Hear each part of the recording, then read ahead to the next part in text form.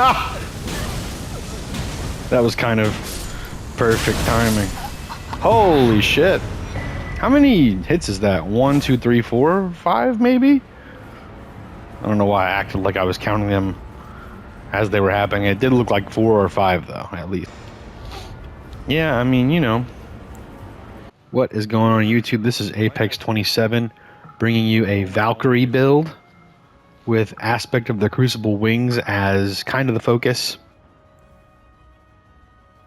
I also added a spear, a sword spear, because the Valkyries are known for using spears. And apparently they're known for shape-shifting as well, and for regenerative abilities. So we have some self-healing Some time left on my buff too. incantations. We have some of the Crucible incantations to go with the wings because it just makes sense. Let's go, let's go.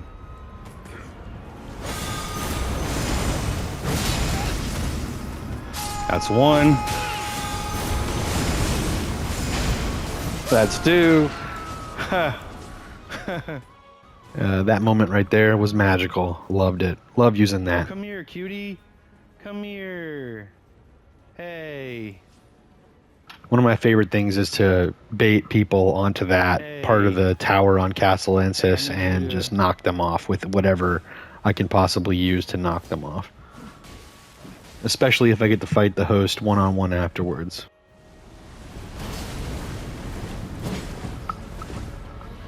Go ahead, go again.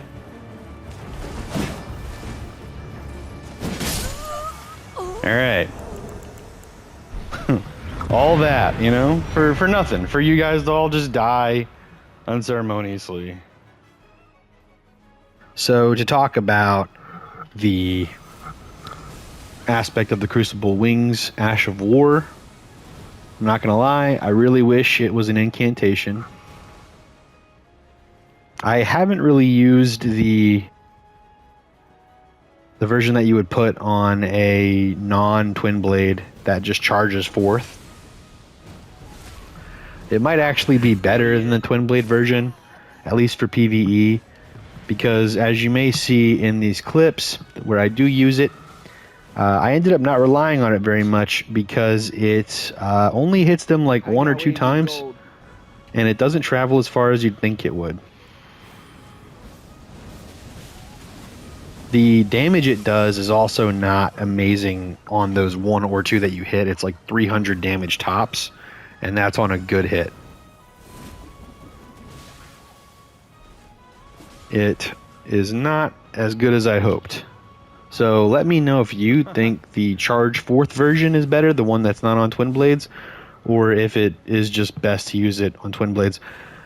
From what I can see, at least the twin blade version, I feel like it'd be good for a misdirection, like placing yourself differently in the fight to like misdirect, like in a small hallway like this. Instead of aiming it at one person, aim it in an area where you're going to hit multiple people at least 1 or 2 times each, just to give them a little bit of that damage and to just put yourself in a different spot in the fight that might be more advantageous. Or if you have an enemy like this one, you know, use that to your advantage with the placement. That's my best advice. I plan to use it more and try to, you know, maybe figure it out a little bit better and make another video explaining it a little bit better than this with more experience. But regardless, it can be fun to use, and I had fun playing with this build regardless. It's pretty hard to go wrong with the sword spear that I'm using and twin blades in general. So, you know, there's that.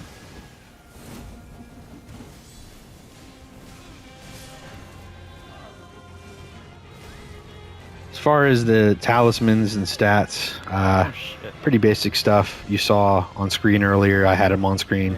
60 vigor, 50 dexterity, 80 faith are the notable ones. The 50 dexterity is actually 45 base dexterity. It's 50 with the prosthesis talisman. For obvious reasons, having the prosthesis talisman is a good idea on this build.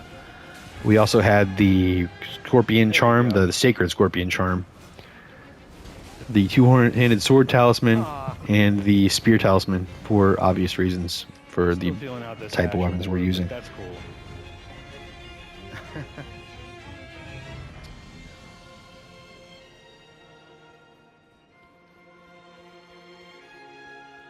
This is about all I have to say about this build. There will be maybe one more video in the future about this build as far as I can tell right now. I might not keep this build, we'll see. It's not because it's not good, it's just because I like the build. This build used to be better than this build for the thematic reasons. I'm more worried about thematics than I am anything else.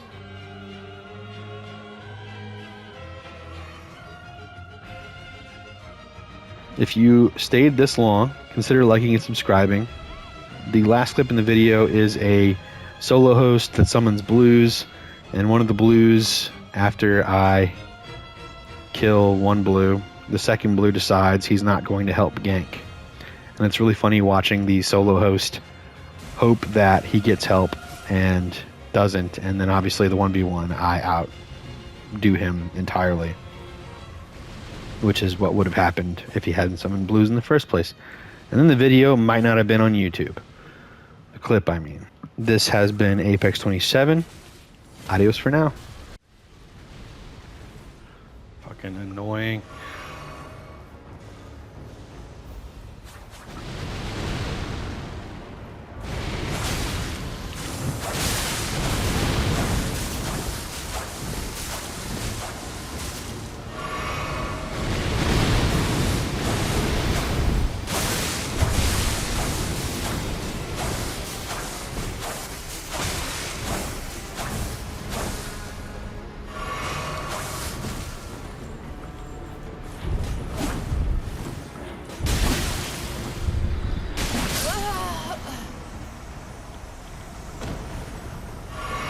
Alright, host. Now it's your turn. You just had to fucking be a little bitch, didn't you? You and your summons just had to be little fucking bitches, didn't you?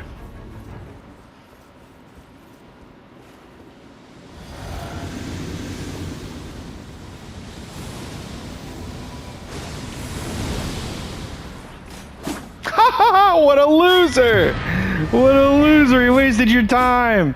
He wasted your time! What a loser! He didn't even want to think about fighting alone. What a loser! What a loser!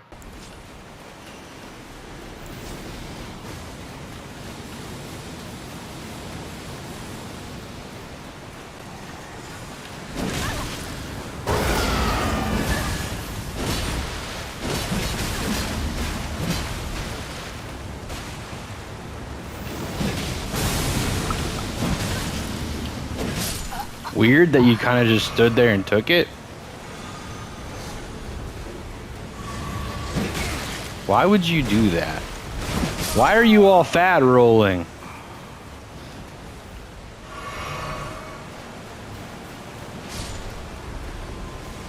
Hey bud, all your guys are fat rolling and died.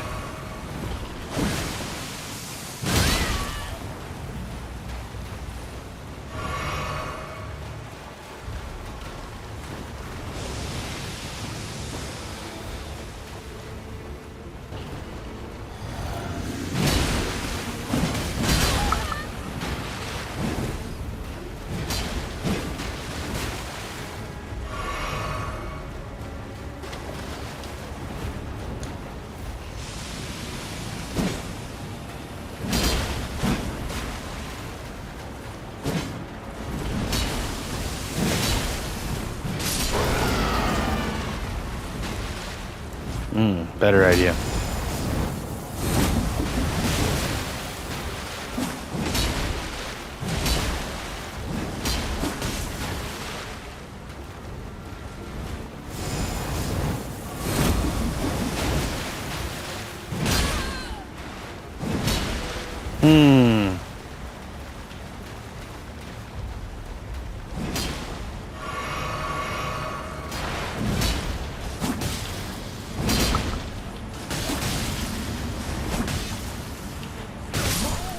Okay. Well, you're not too far away from where you got the last bonfire, so there you go. Yo. Disgusting. Yeah. Yep, you're so cool. Ooh, and you're laggy. Yike.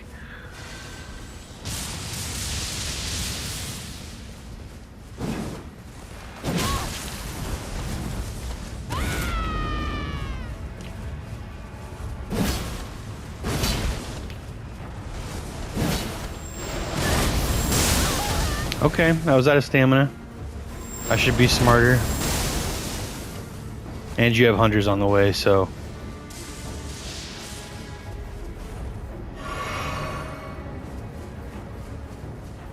we're gonna act different now.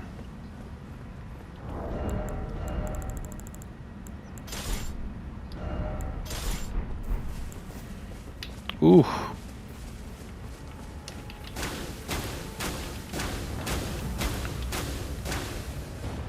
You are so laggy.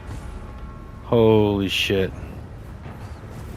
Of course, the blue is gonna be part of a gank. Yep, it's okay. I've kind of been waiting for a big gank like this. It would be a friendless solo host. God, you're so laggy.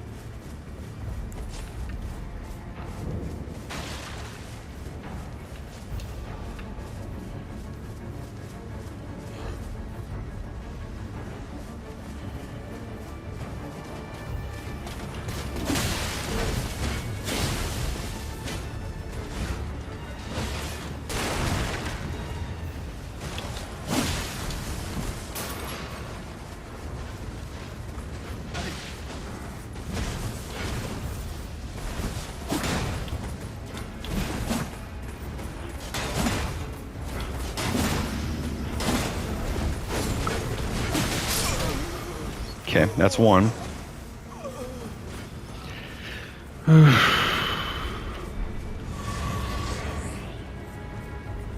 Where's the other guy?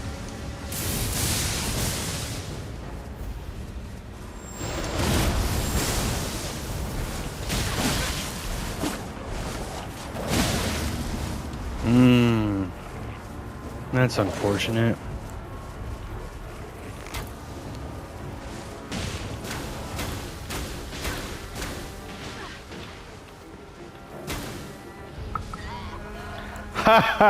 And the blue.